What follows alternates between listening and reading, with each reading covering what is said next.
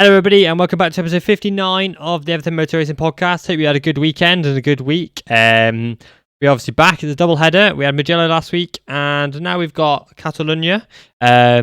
Both races equally as boring as each other. Yeah, I'm back again with Jacob. Yo, with me. I just want to say I'm in a really good mood because Wales have just qualified for their first World Cup in 64 years. Wait, seriously? I thought they were in one a few years ago.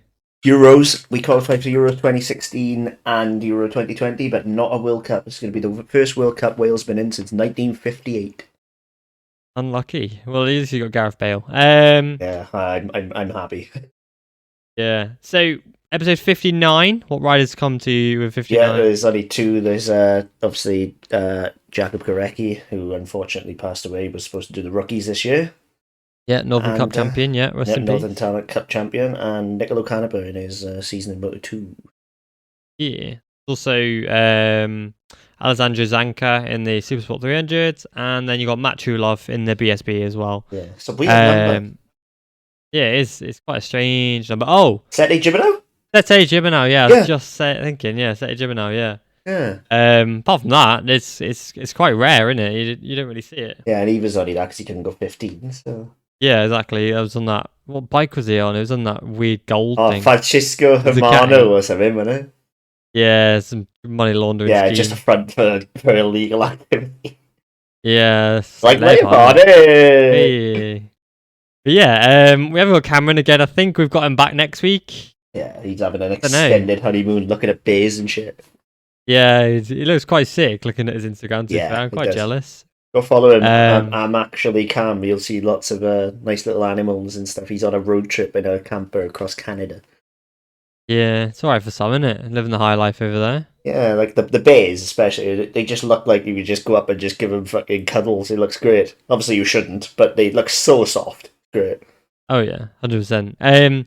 Yeah, so we've had the CatalanGP today. Quite eventful early on in the MotoGP race, but the rest of it was yeah, it's just again a bit of a bore fest, to be honest. If I'm honest, yeah. like Fabio made it so, didn't he?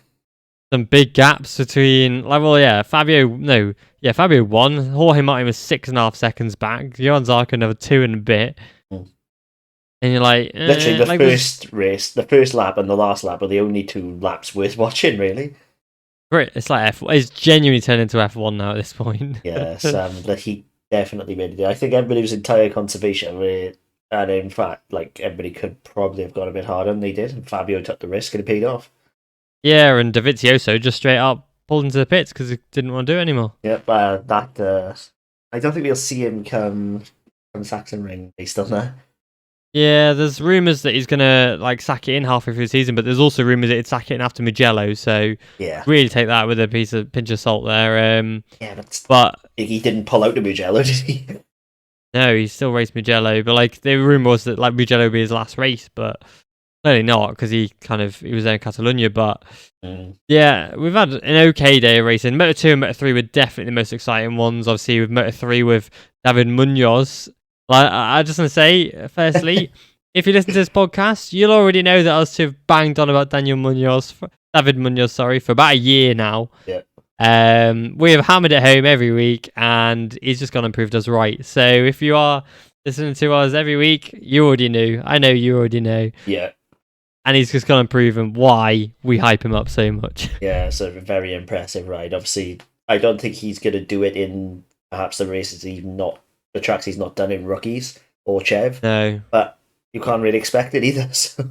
No, but he's Pedro managed to do it on tracks he'd never done it on, so it's also true.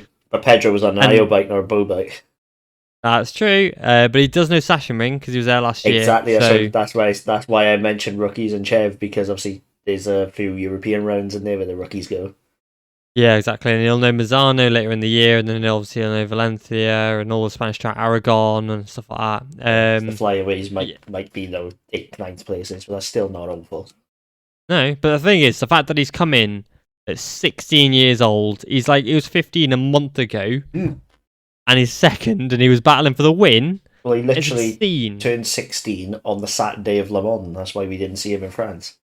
Yeah, it's that recent, and he's already coming out and doing these amazing things. It's super impressive, to be honest. Like, it just shows the level of the Junior World Championship at the moment. To be fair, there's the reason it's now they've now coined it as Junior GP Chev anymore because the level's so high. It is now basically. Yeah, it is. Well, yeah, you get a World Championship medal for it. Yeah. If you win the Junior Moto 3 World Championship, it's classed as a World Championship, and you actually get a World Championship FIM medal for it. Yeah, it is still Spanish Championship, really, isn't it? Yeah, of course it is. Yeah, but yeah. Apart from that, like Moto 2 again, pretty good race. Celestino Vietti had one hell of a comeback. Honestly, Moto 2 was the best of the lot for me.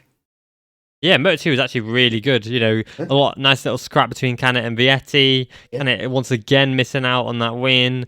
Augusto Fernandez taking Jake Dixon, and devastatingly, Joe Roberts crashing out of the lead. Yeah, he would have been third in the championship without that. Yeah, trailing by only 8 points. Yeah, he'd have won. held on to that. Now instead he's like, 35, 40 points off. Yeah, he is. Thankfully, though, we've still got 11 rounds left, so he's got enough time. But Joe Roberts to come in as he has done and be like quite a surprise title fighter. I'm really impressed by him, to be honest. Yeah, if Granny had plum, she'd be grandpa the usual. But if he'd finished, it would have made it super interesting because he would have been a real outside bet. Yeah, he would. He really would have been. Shame, really, but to finish first you must finish and all that. Yeah, exactly. It is a shame. But I know this massive seam of confidence that he's had recently is really helping him along to push out those extra results. He got that win in Portugal, and he seems to have been on a high since then. Obviously, his confidence will be dented a little bit today, but super impressive stuff today. To be honest, what I'm hoping now is that his confidence doesn't just go back to the floor.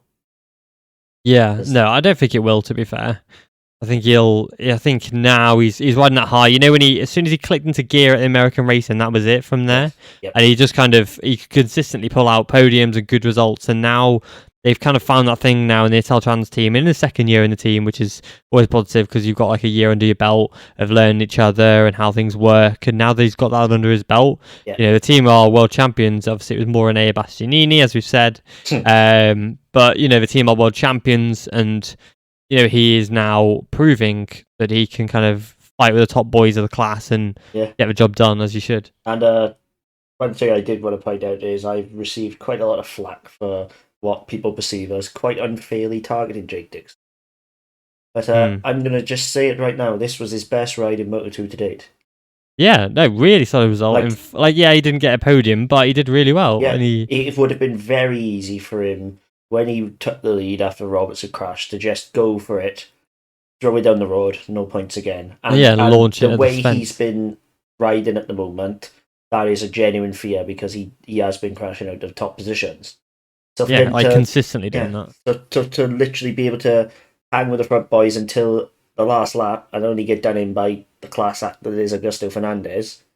Yeah, four-time race winner in the class. It's not like Augusto Fernandez is a slouch. So for that to happen is really good. And another shout out actually a bit further down, Pedro Costa, who was way outside the top 10 at one point, finished 6th. Yeah.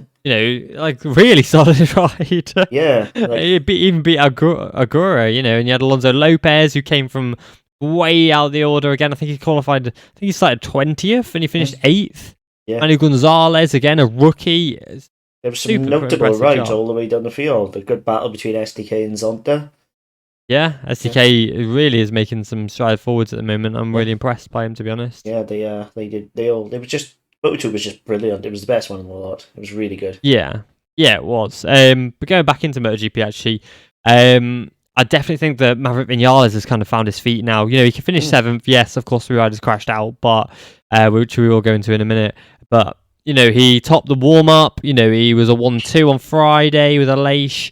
He's finding his feet now, and I'm really impressed by him. If he can just kind of work out those early laps, I think he'll be challenging for podiums in no time. Yeah, he didn't even get a good jump off the line. He sort of bobbed, and he still maintained his qualified position of 8th.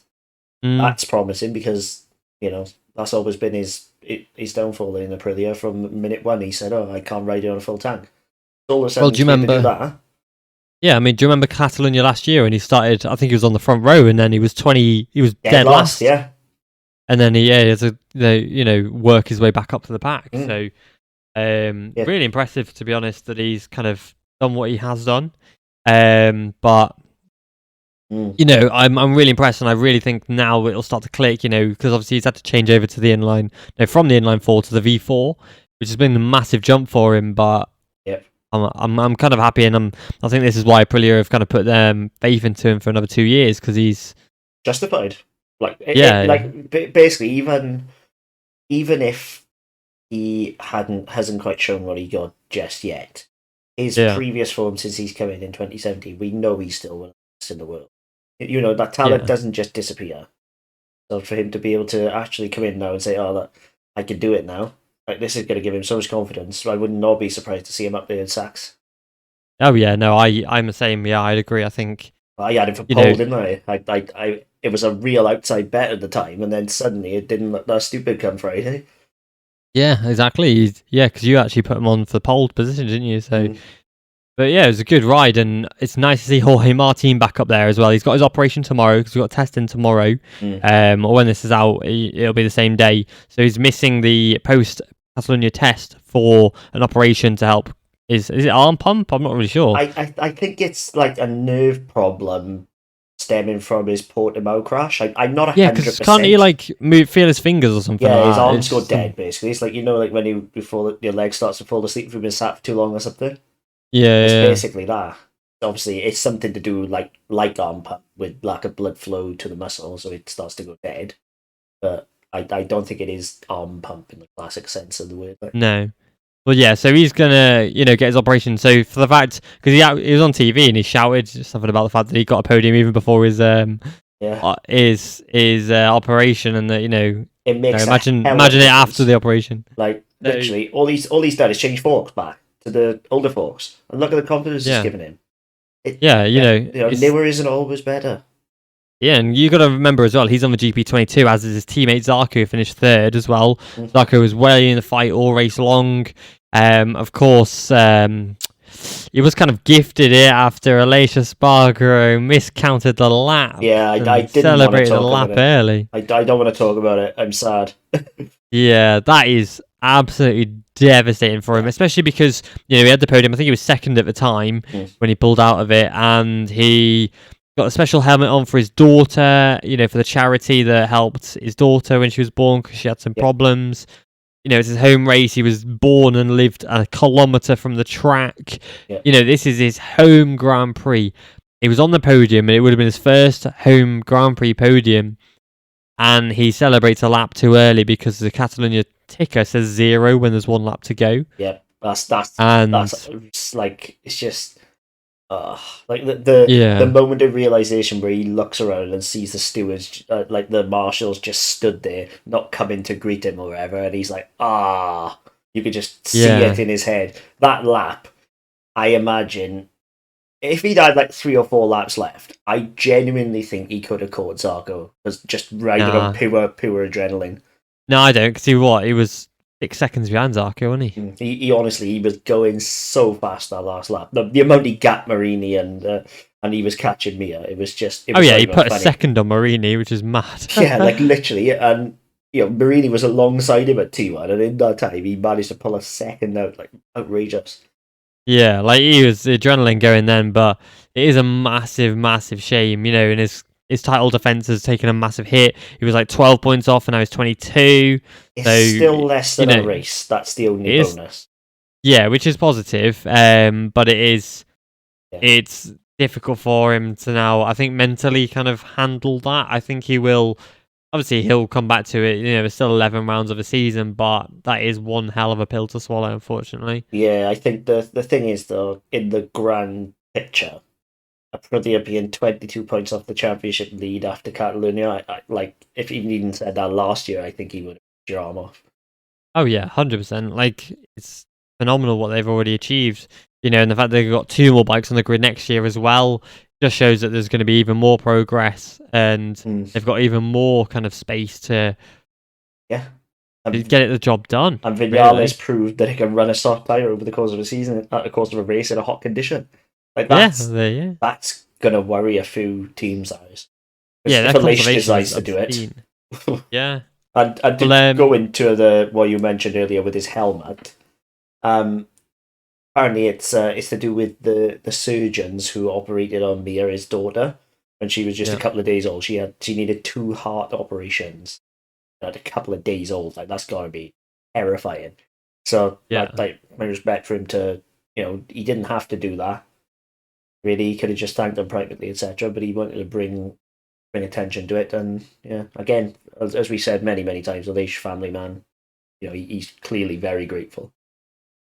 Yeah, exactly. He's a good man, Aleix. Yeah. He really is. I don't know how people can hate him. People are like, oh, he's arrogant and all that. I don't understand it, to be honest. He's clearly got a good heart. He's a family man. He's clearly a really decent bloke, Yeah. But I think people just judge him off his Twitter account sometimes. Yeah, haters gonna hate, But it wasn't sorry, I was just going to say it wasn't to be for either Espargaro brother, really. But Bagnaia first. Yeah, so Bagnaia, again, he's gone into this thing where he'll win a race and then he'll crash out the next few, and then he might win another one. And the rumours are now that he has signed for the factory Takaaki team. We will go into silly season properly in a minute, but rumours are now that he's fully signed for factory Ducati. And now Ducati must be like, okay, yeah, you're third in the championship, but you keep crashing, mate. Yeah, so did Martin. And then Miller's coming like 14th, It's there's like no good option right now. Well, there's Johan Zarco. I keep saying it. Johan Zarco is 3 points behind Bastianini in the championship standings now. Yeah. And he is not being considered at all for that seat, despite being 3 points behind Bastianini, despite being old. He's got the experience. He's been for 5 manufacturers in MotoGP, including the Suzuki test. The man is consistent. Every year he's consistent. He bags boxes and boxes, loads of podiums. He's got, 1, 2, 3 podiums already this year, and yet he's not in contention for that seat. Because of his age? Yeah. Which is stupid. But at the same time, it's stupid and it's not. Because if you can, like, Ducati, I know it's stupid to say because it's Ducati and, they don't keep riders really. But if you was to say, Enea's going to develop into a world-class rider if you keep him for 3-4 years, Zarco would be 37 at that point. Yeah, I think, like, Zarco's career is obviously quite limited. He came into MotoGP late anyway. But he's a double world champion, Like, maybe, I don't think he'll ever win a world championship in the MotoGP level, but to have a strong-minded rider, because Pecco, having an Bagnaia in the box with him, I don't think will do him any good. Whereas Pecco having a clear number 2, aka Zarco, in the box with him, would help him tremendously. But I think Ducati sense exactly what you're saying, and that's why he's not in the factory squad. Because Pramac as the feeder team, they can learn so much from Zarco. Like Martin, I will just come out and say I don't think Martin would be where he is without Zarco's. Yeah, no, I would agree with that, to be honest. So why move him up to the red team where it doesn't make sense when you can keep him in Pramac? He's already signed again. Like, he's 99% confirmed to stay at Pramac. Yeah, what is it? Sebastian said that he'd done a 1-year deal. They just needed to sign the paper. Yeah, so he makes more sense in Pramac for me. I think that's a really good decision. It is, but I don't know. I want to see maybe Zarco in factory and then Bagnaia in the Pramac team, and then or even switch him next year. Yeah, just do a 1-year thing. Yeah, do a 1-year deal for both of them and swap them over. Yeah. Like, I don't think Zarco care too much. He's getting a paycheck, and is what it is. He's still on Ducati. If he knows the situation is clear for him, that, okay, I will be in this team for a year and then I'll be swapped out for Bagnaia. Even just for 1 year whilst Bagnaia gets used to, because as well, you got to remember, he's on a year-old bike. Put him, to go straight to factory is a bit of it's a jump. Then be expected to fight. Because if you're in that factory team, you're expected to fight for the title. Yes. That is it. That's the bare minimum, right? And he then has to learn this brand new bike again. Doesn't get the brand new parts because he's on a 21 bike now, so he hasn't had to test brand new parts during the season. Whereas if you put him in Pramac, where he's got the same bike as the factory boys, maybe a little bit more development to help him along. Zarco's in the factory team trying to push for wins and things like that for the help for the Constructors' Championship. Then after a year, swap them back over. I can't see that being a losing situation. The only qualm I'd have with that would be the environment change. Like 3 teams in 3 years for Bastianini. That could affect him. Like that would be the only thing I'd say. Look, like maybe. Well, it'd be 4. It'd be 4. Well, yeah. Well, would it be 4? Yeah, it'd be 4 because obviously teams in 3 years. No, because you got the Avintia, Grassini, Pramac, and Factory. Yeah. There's 4. Yeah, literally. But the thing is, the only thing I can think to counter that is the fact that it's still Ducati. It's still under the same umbrella. It's the same people, the same technicians. But different team, different. Every team has different its own vibe, doesn't it? Yeah, I get what you mean. It's a tricky one. Who's to say he couldn't just, he would absolutely hate Pramac? I couldn't imagine he would, because, Bastianini's a good boy. But there's always he's that Italian risk as well, that he could absolutely despise Pramac. Korea goes down the tubes, doesn't perform, and then that's the factory seat gone as well. Yeah, it's a risk with everything, to be honest. But I think I would still put Bastianini in red. I think Zargo is perfectly placed where he is. Yeah, no, that's fair. It's good to have opposing opinions. People at home can listen and decide for themselves, I guess. He's useful. Like that's the thing. He's retained year upon year by Ducati now because he has used to him. As soon as that use goes, he's out. It's like the mafia.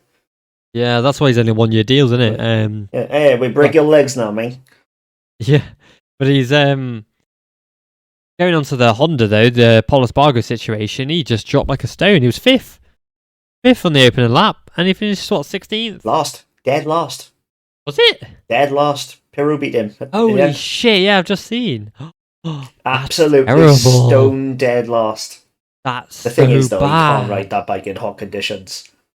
Can't ride that bike full stop at the moment. It seems he got that podium and guitar and just dipped. But the hot conditions absolutely wreck him at the moment. It's just it's something that needs fixing. It doesn't matter anyway because as we're going doing silly season out anyway. But he still needs to do something to salvage something from this season. Yeah, because you don't want to waste another year because then he'll go back to KTM and then it's a case of, okay, you've just spent 2 years at Honda and what have you got to show for it? You got 2 podiums, whereas you got 5 podiums. You got 5 podiums in 2020 for KTM.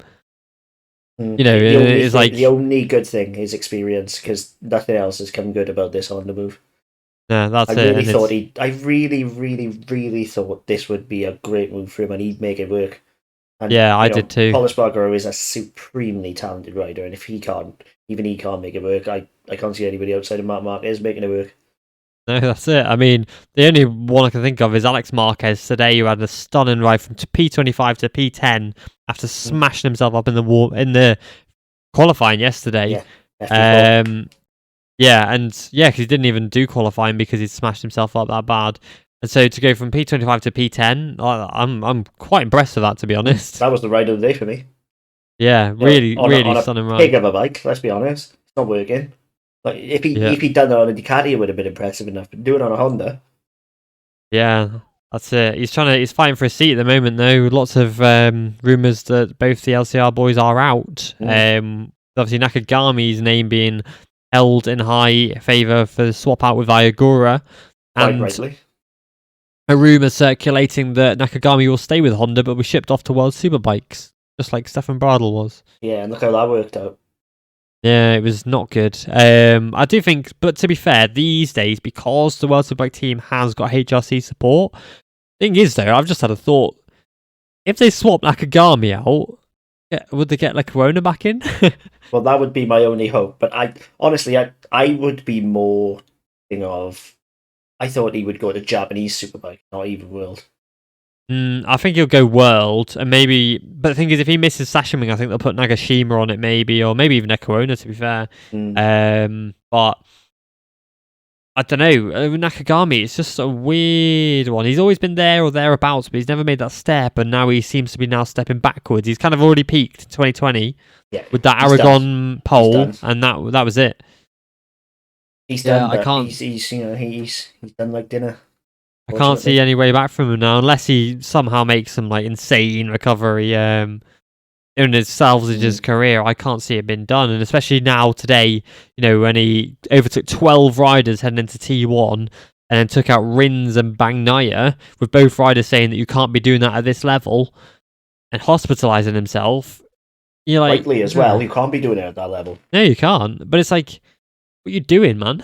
You couldn't do that in the fucking Thundersport Championship in Britain, let alone at the GP level. You know what I mean? In the highest level. Yeah, and he spent maybe 10 years now. I think he made his Moto2 debut in 2013. He spent 10 years in this paddock, and he did some wildcards before that. 10 years in this paddock. You should know by now that you can't be doing that. Yeah, so that wasn't on. Like, first and foremost, happy that all riders escaped relatively okay. Oh, 100%. Alex Rins has a fractured wrist. He obviously misses the postseason, the post test. Post Catalonia test. Yep. Obviously, Taka misses it, as we said, because he's being kept in for hospital for overnight for observation. So he's out as well. But like, he ruined 3 races with an absolutely brainless move, and that you can't do it. You can't. No, you can't. I'm glad, like you said, he's okay, but it's a case of like. He was lucky this time, really. Like, the way he hit the back wheel of Pecco, we could easily have been like, saying, "Oh, he's in real big trouble. Like, he's really badly hurt," and he's not going to keep going away with it. No, he won't. At the end of the day, it's not an isolated incident. He has done silly moves previously. I mean, he knocked off Rins at Mugello. Yeah, and that was much less cut and dry. Don't get me wrong, but at the same time, it's not an isolated incident, is it? It's just it's becoming the norm for Taka, and that's alarming. Yeah, it's not good. It's not good. I think he's suffered with his nationality, honestly, because Japanese riders, when they come through, they stay with who brought them through, don't they? He would never move to Yamaha or wherever.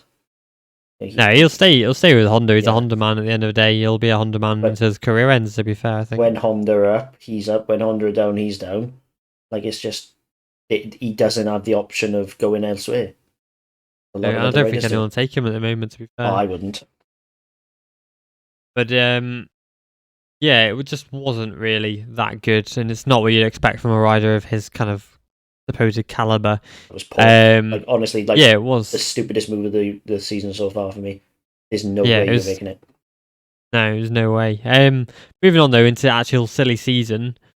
The major rumor now is that Jack Miller, we did mention it last week, that Jack Miller has signed a 2-year deal with the factory KTM squad, replacing Miguel Oliveira. Who in turn has been spotted walking into the Grassini truck.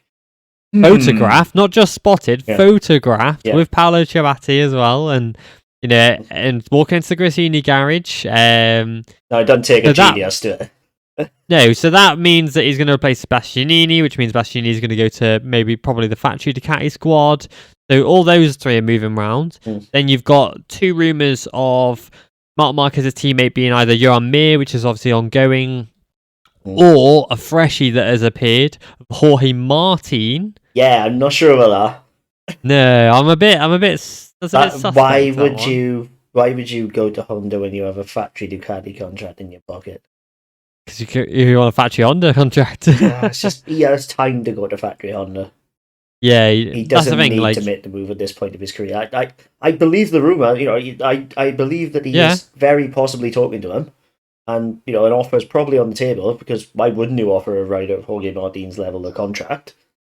But I can't see him taking it seriously at this point. No, and obviously Fabio Quartararo signed for 2 years as well on Friday. That was announced, so that one's already boxed off. So with Morbidelli and Fabio Quartararo in the only 2 Ducatis on the grid next year. Then you've got Yamaha's. There's the rumour, obviously Ralph Fernandez is going to leave Tech Free KTM. That is, you don't have to be a genius to work that one out. Yes. Then the rumour is that Paul Espargaro will replace him. Now, I like Ralph. That. Yeah, I like that, to be fair. It's a bit of a downgrade for him to leave factory KTM to go to Honda to then come back. But the state of Honda at the moment, is it a downgrade? I mean, it's a fucking KTM. They're not much better, are they? But he knows the KTM in and out. It could be inspiring, especially in terms of development. Oh yeah, he's a great developer, as we've seen at KTM. But so that's that rumor. There are some more. I'm just trying to think. Obviously, Ralph Fernandez is on the list for the RNF Aprilia, which I would not be against either. I would like to see Raul on an Aprilia. Yeah, Miguel on a Darren. Ducati. Yeah, Miguel Oliveira though on a Ducati is a sexy prospect. I have to say that's something that until you actually see the photo, you wouldn't really consider it. Like, because it was the rumor was LCR Honda. Yeah, like that was the big rumor, wasn't it? And it was supposedly done, but clearly not now. But we still don't know who the other team is going to be to replace the Suzuki yet, do we? Yeah, still 2 more spots there. You know? So those options are open. Yeah, I mean, RNF have got a few riders on the list, and you still got all these Moto2 riders with Carlo Pernat saying that there won't be any Moto rookies next year, which is mental. Yeah, they will be. There's no way Vietti and Ogura don't. No way. If say for example Jorge Martin went to Ducati, where on earth would that put Johan Mir? It is. Like, Rins not having a seat is pretty bad. He deserves a seat. Johan Mir not having a seat would be absolutely catastrophic. RNF would be the option. The option. Yeah, not a option. The option. The only option. Well, his manager said, didn't he? If Repsol announced someone else, his words, not mine, before you showed to me, we are fucked, he said. Literally, though, that's the thing. Like, you can't have a 2020 MotoGP champion without a seat. And Darren Binder's proven he deserves a seat. Yeah, that's gonna... Darren's suddenly thrown a big bomb, hasn't he? Like, Dobby's gonna retire. Like, that's obvious. Yeah, so what we discussed last episode, like, I don't think it's gonna happen. I think... But then again, I guess if Jorge Martin goes to Repsol, that leaves a place open at Pramac. Yeah, but then I see that's where I think the only option would be move Bezzi / Marini into Pramac and then Vietti into VR46. Yeah, that's what I think. Or Vietti straight into Pramac, and then again, Mir's not got a seat. Mir wouldn't go to a VR46 branded seat, would he? Well, he can't. No, Rossi has said those seats are exclusively for his Riders Academy riders. Yeah, so literally he can't. Like, that's out. Pramac maybe, but it's... Unless it's the only mess. If Jorge Martin goes to Factory Honda, Mir in red with Bastianini and Zarco at Pramac? Maybe. Oh, I don't know. And then Binder Vietti at RNF or Fernandez Vietti at RNF. Yeah, but that's the thing. That where does Fernandez go, and then where does Rins go? We need to, for a full clear picture. We need to know who this new team is. If there's a new team, well, they will. Like the amount of offers they've got, there's no way they don't go for Suzuki. But there might be offers. But if they can't, I mean, the wild one was BMW with Suzuki BMW branded Suzukis for 2023, and then their own bike in 2024. Like. Yeah, that's the level we've reached. This is not silly season. This is freaking mental season. Yeah, like every year I'm like, oh, silly season's got even crazier. This year it is just. But when you actually stop and think about it, it makes a weird amount of sense. It does, because then all the personnel can learn with absolutely no pressure on a year-old bike with no expectations of results, and then all of a sudden. You get your own BMW stuff in, factory effort. Mickey van der Mark and Scott Redding suddenly got a carrot to move to MotoGP. I was going to say, what if they do that but put Scott on it? Yeah, or even Ilya Mikkelchik or something. Or Danny Buchan. Yeah, the BMW names who World Superbike was literally the pinnacle, suddenly would have another route into an even bigger championship.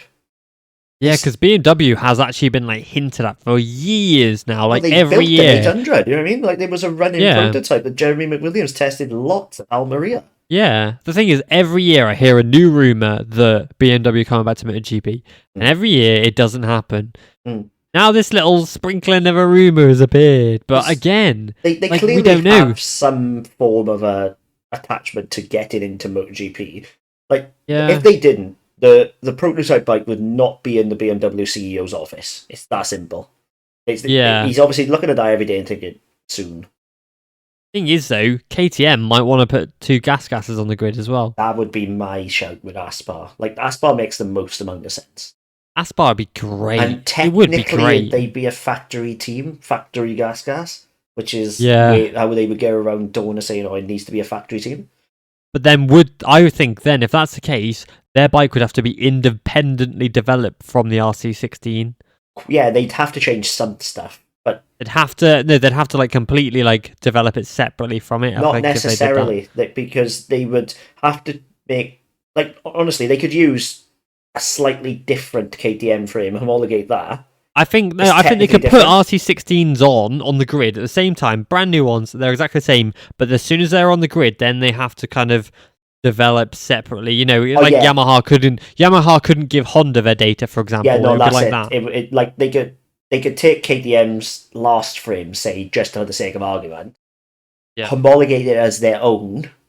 But then any parts KTM develop would not be allowed to go on the gas. They would have to homologate a separate part to go on the gas. They'd have to make their own brand new parts. Well, not even that. Because KTM could, in theory, develop 2 separate aero packages, homologate one for KTM and the other for gas. Yeah, but then it's a case of, will they allow KTM to do that because it's a different manufacturer under the label? It's all a bit messy. So I really don't see why they wouldn't. Yeah, but that's Motor3, innit? Like, but I don't see why they wouldn't in MotoGP, because it's technically another manufacturer, even though it isn't. It is. Well, I don't know, because I remember Husqvarna, although they're part of KTM, their Motor3 bike does develop differently to the KTMs. Yes. Yeah, that's right. So as long as they were different and are differently homologated bits, I don't see how they can be a complaint, because it's not an identical machine. Yeah, they'd have to like develop it over time separately, but it's literally no different to have it like what Yamaha did with Petronas and just having, A-spec bikes. That's basically what it would be, and nobody cared but then about that. Like in 2 years, the bike would have to be a different bike to what the RC16 is. Like in 2 years' time, they couldn't strip the RC16 and the gas, and they have the same parts. But they wouldn't, would they? They'd be different aero, different engine parts. That it's a really good opportunity if they allow it for KTM to develop in 2 separate directions. Yeah, because you can't really do that as a one-off entity, because you homologate parts as a manufacturer.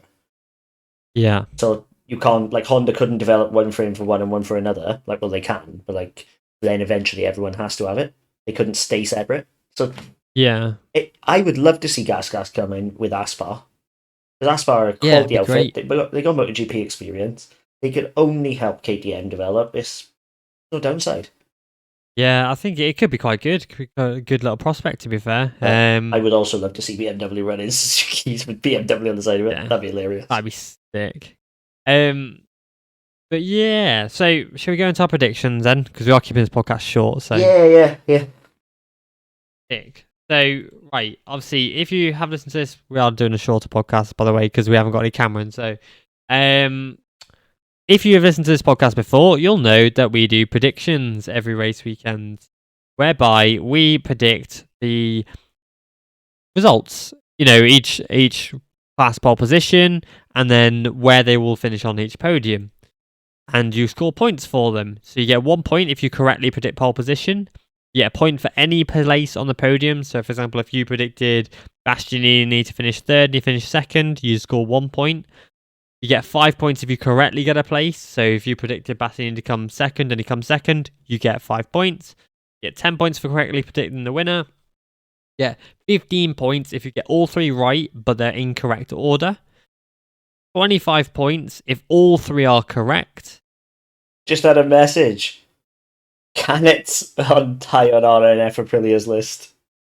Oh yeah, who isn't on RNF Aprilia's list? Cannett is sensible. He signed 2-year deal with Pons, hasn't he? One more. So, and then if you get all 3 positions correct on the podium and position, you get 30 points. Yeah, if you get the full house is the goal. The full shebang, yeah. Nobody's done it yet, so who's going to be the first? Yeah, I've been close twice now, apparently. So the points table so far is me with 120 points, Jacob 2nd with 81, Big gap. Cameron third with 72 and Ryan in fourth with 60 points. Ooh. So in Moto 3, for pole positions, I went for Guevara. Jacob went for Guevara. Cameron went for Foggia. Ryan went for Onshu. And Foggia got pole, so Ryan gets a point for that. I did not see that coming. Like, even No. Even with a minute to go, I still did not see that coming. No, I didn't either, to be fair. But it was pretty bad, I've got to say. Barely anybody scored points here. So Yeah. the race, Guevara won, with David Munoz in second, as we've said, is insane. And Tatsuki Suzuki again on the podium. Yeah. I even said last time I didn't think he'd repeat the process, but he's done it. So I went in Moto 3, Garcia to win, Guevara second, and Minyo third, so I get a point because Guevara got second. Jacob went Garcia to win again, Guevara second, and Onshu third, so he gets a point. Now, Cameron and Ryan didn't score any further points because Cameron went Foggia first, Messier second, McPhee third. Ryan went Garcia first, Foggia second, and Onshu third. So we all scored 3 points, one each. So I scored 1, Jacob 1, Cameron 1. Now we've got me with 121 points, Jacob 82, Cameron 73, and Ryan with 60. Yeah, like, first of all, I was quite shocked that Sergio Garcia didn't manage to do a last lap attack. Yeah, he kind of struggled a little bit. He was not far off the box, but... And one thing I did want to mention as well, how good was Jaume Masia?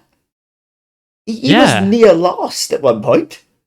I don't even know what on earth happened, but he finished 8th. First corner shenanigans, got back to the right group. Like, he was nigh on dead last. Whilst we're on topic of Masia, how on earth is he third in the championship? Top 10s are counting right now, that's the thing. He's a distant third, we should point out. Yeah, 47 points behind. Yeah, it's a distant third, but it's still third, you know? Yeah, and then that, and flipping Dennis Foggia, who's chain snapped. Yeah. Out of the lead. What is going on with chains at the minute? I said it last week, and I will stand by it. There are better ways to drive a bike. Don't ask me how. Don't ask me to explain it, because I'm not an engineer, but I know there is a better way. Yeah, it's not good. He's lost 25 points, and now he trails Garcia by 55 points. That's 2 races that Garcia can cock up now. Yeah, that is not good at all for his title host. But the thing with Garcia is he is leading by only 16 points from Guevara because of that. He went into it with more than 25 points buffer, and he's got 16. Yeah, but as we said last week, he was safe in the knowledge that he was leaving Catalonia as the championship leader, no matter what happened. Yeah, that's it. You know, he's done all right, to be fair. And another rider who did really well was David Salvador. Unfortunately, got knocked off, but he was battling for I think he'd have been on the podium with Munoz. Honestly, yep. No, I would. I honestly would bat that. He had everything. Put a pie in the face of Bo, who couldn't pay for his bills, and you got Munoz and Salvador on the box. That would have been amazing. But it's it's a travesty that he doesn't have a full-time seat. Oh yeah, he is, as we've seen, fantastic rider. But once again, money rules the roost. Yeah, it shouldn't move, but it do. Yeah, that's the way. Another rider who I was quite impressed with is Adrian Fernandez, who started 25th, I believe, off the top of my head. Led the race at one point and finished 9th overall, but what the hell? Yeah, he's a place he knows on the grappler. Sims Fallon. Fallon has been coming along, but there's levels in Spain now, and there. Yeah, Fallon and a puncher as well. Fallon and a puncher, which dropped him way off the and a long lap as well. And so his race just went from bad to worse. You can tell the riders who are developing, learning their craft still, like Fallon, still young, Fernandez, still quite young, who have actually been to the Chev races because they find something. Oh yeah, they always find something at these tracks. Yeah, the top riders have it everywhere. The still learning top riders, they don't quite have it in non-Chev rounds. Then you come to Chev rounds and bang, 5th, 6th, 8th, 10th. Yeah, it's strange, but yeah, obviously the story of the day I think is David Munoz, who has come in as a 16-year-old and got on the podium. Yeah. On a bow though, that's the main story. On a bow. do the that worst on a C team. Yeah, like literally probably the worst team in the MotoGP paddock. Yeah, like the worst bike on that grid. Team. Like in and any honestly, class, even worse than SAG. Yeah, they are bad. Like Bo has been back of the grid all year long with obviously Gerard Riu and Carrasco, and now Munoz has done that. He's not going to be at Bo long, is he? Oh, it's if he's not picked up by Red Bull KTM at some point, he'll be on an IO bike or even Aspar. Then whoever didn't pick him up needs to look at themselves and think, "Oh, we should have thrown money." Yeah, to be fair, like fair play to Bo for taking the risk and knowing that he'll have to sit out 7 rounds, and knowing that they still took the risk on the rider that he won't have anywhere near the experience as the rest of them, and then he comes back in and does that. But it's not the risk, is it? Because Ana Carrasco was paying for the risk. That's the thing. That's true. Obviously, Bo and Cardozo were tied in together in Chev. Yeah. So it's like as the Avatel Cardozo team, but with Bo back in. So it's not really it's a natural progression for him. Yeah, now that they've linked up, but before they weren't. Yeah, like if you said that 3 years ago, they weren't, like, if he hadn't come through Cardozo, 100% a risk. But the route he's taken, it actually makes tremendous amount of sense, which is. Yeah, and it was the Red Bull Rookies runner-up, and he was also the Junior GP runner-up last year, and he was only 15. This kid he's got one hell of a career ahead of him. Yeah, and also, speaking of Cardozo, as I said to you the other week when I found out, it'll make listeners of a certain age go all misty-eyed. But the boss is Jose Luis Cardozo. And if anybody remembers him from the 500cc days, they'll have a certain amount of nostalgia in their brain right now. Yeah. Yeah, so that's Moto 3. And also, Joel Kelso, still quite hurt. Strong 12. They got Joel. Yeah, he was quite high up though. He was like 7th at one point. Yeah. He's still pretty hurt. Like, I think him and Fallon dropped down the order massively. I think something happened to, honestly. But he did really well. Shout out to Joel Kelso. And Scotty Ogden. He was out of the points at one point. Managed to grab 2 more points, 14th. Weird crash in qualifying for Scott, but he kind of came back. Yeah, but to get 2 more points, 3rd Honda apparently. So, job done. Yeah, and Fallon's now got 5 points to his name. He didn't score any last year. Now he's got 5, so he's doing well. So he's 5 times better than last year. Whee! So in the standings, Sergio Garcia leads with 150 points. No. Sergio Garcia. Get it right. Oh, yeah, sorry. Eisen Guevara in 2nd with 16. Then a massive 32 points back from Guevara and 47 from Garcia is Damian Masia. Then you've got Dennis Foggia, and then Dennis Onshu in 5th place. Yeah, it's the 2 Dennises are tied together, aren't they? Yeah, they are. They are indeed. Did you see a tweet from a well-known journalist who I'm not going to name drop, but he was saying about Dennis Onshu's weaving. Oh yeah. And I honestly struggled to see what he was complaining about. I really did. He was not weaving anywhere near like worth penalising. I don't know what the problem was. I didn't pay attention to it, genuinely. Like, he moved. Like, I'm not going to dispute the movement, but there's no weaving to the point where it was dangerous. I think it's just everybody's just getting their panties in a knot because of what he did in Kota, honestly. Oh yeah, and by the way, whilst we're on the thing of calling people out, I just want to call out bad MotoGP memes too, quickly. Yes.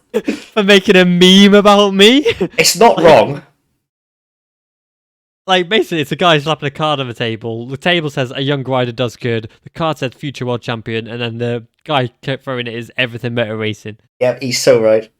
I don't say that. Yes, you do. I have said, though, Munoz is the future world champion before the Stevens even started. Joel. No. You said about Joel Esteban, you said about Maxi Martinez. Yeah, because they are, but yeah, they are. I said that Munoz was a future world champion before the season even started. Yeah, you did. Like everybody you've name dropped does have a very good shot at being a future world champion. But yeah, there we go. You ain't wrong. No, I've seen Raul Leandro post on Instagram that no one knows who he is. Yeah, like I spotted it. I was like, I'm sure deck and Joel And Kelso Simon. and Joel Kelso and when we had him and on the pod. too as well. Yeah, I was like, yeah. I'm sure that's the dude they're on about. Yeah, it is. And yeah, like, because Raul Alejandro... Spelled weird, though. Roll. Yeah. Raul with a W, yeah. He's in the pod on the paddock, and oh my god, everyone's getting so mad because they're like, oh, why are you getting these celebrities in? And they had Miguel Herran from Casa de Papel and Elite on Netflix. Yeah, I don't know who he was. He was in there, and there was also another famous singer, and they're getting these Spanish celebrities in, and people are getting really angry and riled up about it, and you're like, surely this is good for the sport. Oh, he's all fake fans. Well, I bet he never watched Le Mans 2016 Free Practice 3, did he? Yeah, but like the thing is, right, you get mad about these celebrities coming in. Like, yeah, they might never watch a MotoGP race ever again, but their experience that they've watched and the experience that they've had will help to promote the sport, because I can guarantee you, somewhere down the line, they will promote it again. And also, Miguel Herran rides himself anyway. Yeah, you don't go to MotoGP once, do you? No, and like Miguel, like literally rides a bike anyway. He's always posting photos. Alpine Stars retweeting him all the time because he posts photos in their suits, So for him to go and ride a Ducati V4S, people are like, "Oh, that's terrible." It's like, bro, he's a biker, mate. He's one of us. The thing is, stop getting mad. If someone who didn't have a clue what MotoGP was looked at that and thought, "Oh, what is this?" Even if just one person did it, it's worth it. Like. The thing is, right, what can you have? Celebrities in the paddock or dwindling grandstand attendance? I wouldn't say you can either one. But well, Mugello barely sold any, didn't they? Yeah, like that was low. I think COVID is more to do with that than anything. And because of ticket prices. Yeah, and that. But like, what I mean is, like, if someone who's like in their 40s, for example, seen this guy on Netflix, and then they start following him on Insta, and they see this event, and they have no idea what MotoGP is, and then they have a look at it. Get hooked. That's one more fan. Awesome. Yeah, I was there good negative for the sport. People are just getting negative Nellies everywhere. So yeah, people just love to complain with the advent of social media, don't they?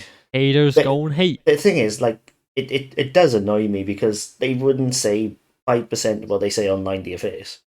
Oh yeah, that's it. Like you say to them, "Oh, what did you say about me?" And they'd be like, "Oh, sorry, sir." But then online, they think they're Billy Big Plums, and they'll call you all kinds of names, and it's like, yeah, you wouldn't say that to me. Basically, I'm not even a big guy. I don't fight, but I'm not acting the hard man. But it's like, you just know that 90% of them would just be like, "Oh, sorry," if they were ever called out in person. Right, let's move to Moto 2. So with the predictions again, it was Vietti that got pole position. I went for Vietti. Yeah.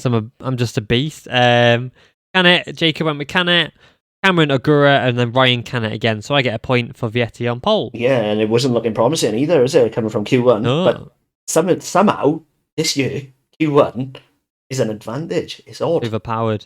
Yeah. Well, yeah, it's because you get an extra 15 minutes time, isn't it? Q1. Yeah, they get an extra 15 minutes on track, so they're like, yeah, they already know it, I guess. But with the race, Vietti won, Canet second, and Augusto Fernandez in third. I predicted Canet to win, and he lost by less than a tenth of a second. Yep. Ogura second and Vietti third, so I pick up an extra 2 points, so my tally is 3. Jacob went for Vietti to win. Oosh. 10 points to you. Ogura second and Alonso Lopez in third, so Jacob picks up 10 points for that. Lopez was a risk. Could have paid off. It could. Cameron went for Acosta to win. Canet second. Ooh, 5 points. I have not given him 5 points for that. Oh, you bastard. Oh. Stop. Cameron's actually total. Hang on, why are you adding 4? Oh, the gaps changed. Why did you add 4? Because I'd only given him 1 point because I need to give him 5, so it's an issue. And then Ryan, and then he had third. Yeah, I was going to say, who do you have third? Ryan went for Canet first, Vietti second, and Acosta third. Oh, Ryan. Nearly. And so you got 2 points for that. So now the standings stand at me with 124, Jacob with 92, Cameron with 78, and Ryan with 62. Ooh. So, the Moto2 race, obviously Vietti Anyways, he started pole, dropped back massive, and then came back up again, didn't he? Yeah, so it's the Vietti thing to do at the minute. Is I think, in a way, it's sensible. In another way, it's not going to win him a title if he carries on. But then again, at the same time, everybody who seems to go in front of him seems to throw it down the road. So, maybe he is the perfect pace. Yeah, no, I think you're right. I don't know. He's winning races, leading the championship. He's the only rider to win 3 races this year. He's Yeah, clearly there was more pace in the track because Joe Roberts was 3 seconds up the road. But then Joe Roberts crashed. Well, then Vietti even said that no one was going to beat Joe Roberts today. Yeah. He had too much pace. But there was clearly there was more pace in it. But then the dancing on the line, Joe Roberts danced over it. That's it, unfortunately, and it's an unforgiving sport. I don't really know what happened with Arenas. Him and Sam Lowe's had an DNF incident. Within 2 seconds. They had an incident. I don't know exactly what happened, but Arenas had to retire. I believe, don't quote me on this, but I believe he lost his shifter. Because he was looking down at the shifter side of the bike, trying to kick it. But it might be, and completely unrelated to the incident. But Lowe's definitely had some form of a tangle. Let's have a look. Yeah, so you're wrong again. So Albert Arenas' bike stopped and has nothing to do with the Lowe's crash. Nothing to do. Nothing to because from what I gathered, Lowe's hit him. No, completely incorrect. Okay. Lowe's just crashed and Arenas' bike just broke. That's right. I thought he'd lost the shifter or something, which caused Lowe's to hit him. That's from what I gathered. All right, no, fair enough. Yeah, so they actually DNF'd is independently from one another. Right. I was quite sad for Sanach as well. He's struggled quite a lot, I think, this year, and he was battling in some good positions, and he crashed again. But that's it. Good begin means jack all if you don't finish. Well, unfortunately, it's stuff on Schrotter as well came back. Yeah, I was surprised at Schrotter because I thought he was going to carve through with that hard rear tyre. The only one to have the hard rear tyre in the entire field. I thought it was going to pay dividends, and then it just went off exactly the same. Bit strange, isn't it? I don't really know what happened there, to be honest. Yeah, it must. I assume the way and the lack of grip, they must have intersected the point where the medium became better. Yeah, possibly. But he came in 5th anyway, so pretty solid. That's good going into his home race. Honestly, that's going to give him some good confidence. But again, it's Marcel Schrotter. Top 5s is his best. He's never won. Yeah, that's it. And unfortunately, Somkat Chantra's record has ended. I know. Of win it or podium or 0. I know. I'm quite salty about that, actually. I was hoping he'd take it out, all the thing. He's not going to be salty, but I am. Yeah, no, I'm sad about that. Yeah, I think we've kind of already covered Moto 2, to be honest. Well, Moto 2 was the best one. It was worth talking about. Everybody slates it, but when it's good, it's really good.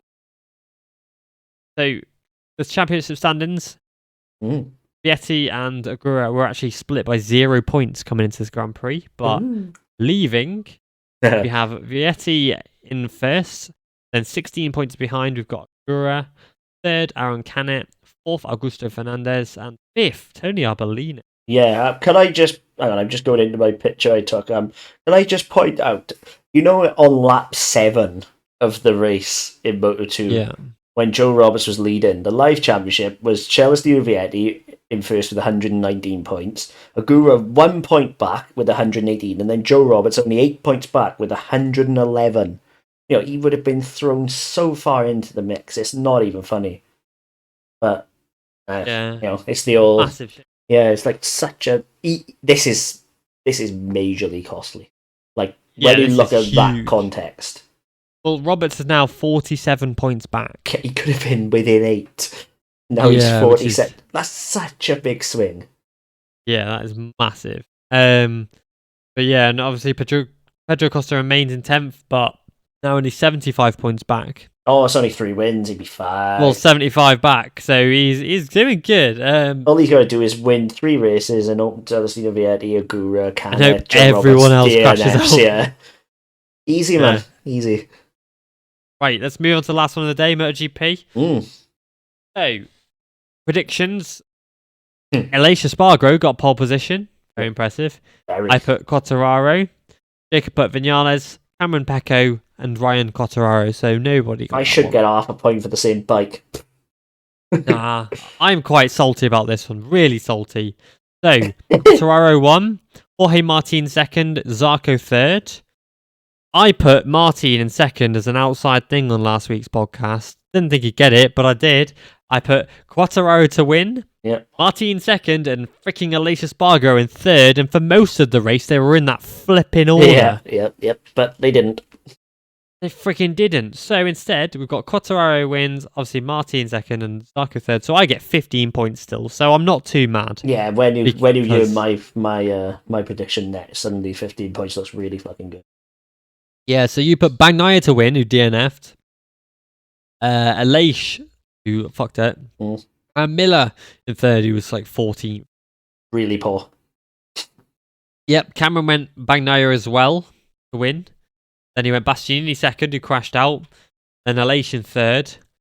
And Ryan went with Quartararo to win. Aleix second and Bagnaia third. So Ryan gets 10 points. What's annoying is I do think Pecco was probably the only rider who could have taken it to Fabio this weekend. Oh yeah, we'd have had an Espargaro. I reckon we'd have an Espargaro, Quartararo, and Bagnaia battle. 100%. Because Pecco would have towed Aleix up and showed him that you can do this with the tyre. Because Pecco can run the high pace as well that Fabio can. So yeah, but it's the tyre thing, isn't it? Like Fabio just had it today. Yeah, so leaving this race weekend, I have now got 139 points. 47 points back is Jacob in second. Such a massive lead. All I need is 2 clean sweeps to be fine. Yeah, Cameron is in third with 78. Obviously, he's just gained 4 points. And Ryan is coming with 72. Ooh. There was 2 points between them, but now there's 6. Ooh. Interesting. But yeah, in the MotoGP race as well, I want to give a big shout out to Remy Garner, who came from 20th to 11th. And Raul Fernandez for Ralph first Fernandez points. get his first points, as well. Darren Binder, mind-blowing. Amazing ride. He was like, approaching the top 10, really. He's shoving words down a lot of people's throats, is Darren Binder. And He's battling with Nate Remy as well. Yeah. Remember him and Remy him and Remy were battling at Qatar, and and now look who's the better rider. It ain't Remy right now, unfortunately. No, I mean the fact that Darren is ahead of Franco Morbidelli as well. Yeah, that's. I don't know what to say about that. That's not good at all. Yeah, I genuinely do not know what to say about that. What the hell's going on with Morbidelli? It's that bike, man. It's just if he was the only one, fair enough, but he ain't. Yeah.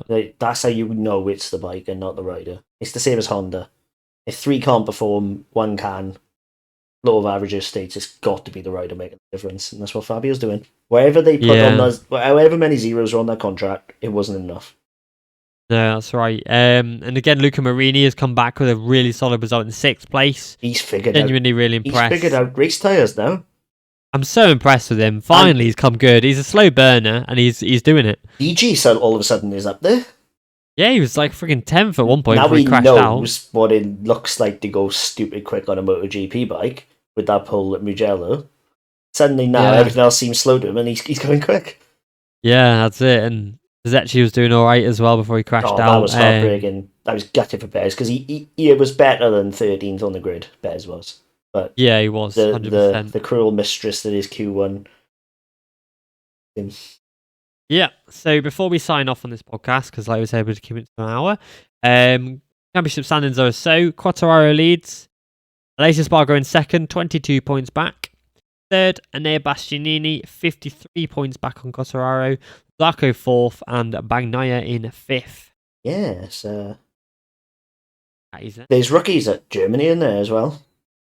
Yes, I believe so. That leads me into my last point I wouldn't make. It was we didn't make it last week, and we should have. How good was it to see Eddie O'Shea up there in the rookies?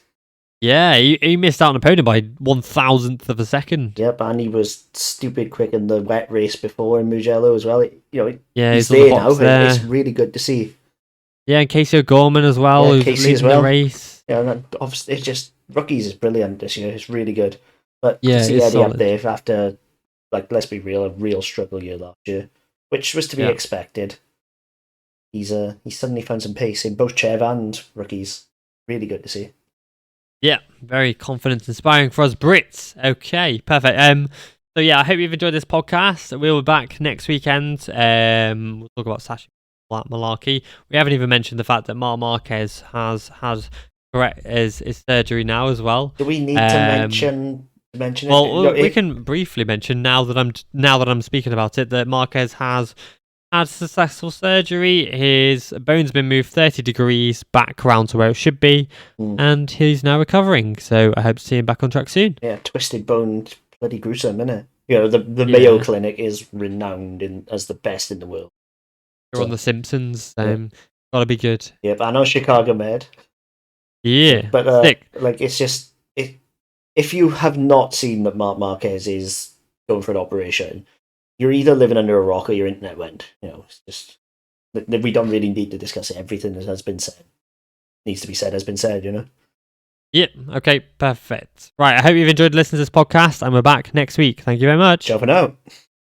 Bye.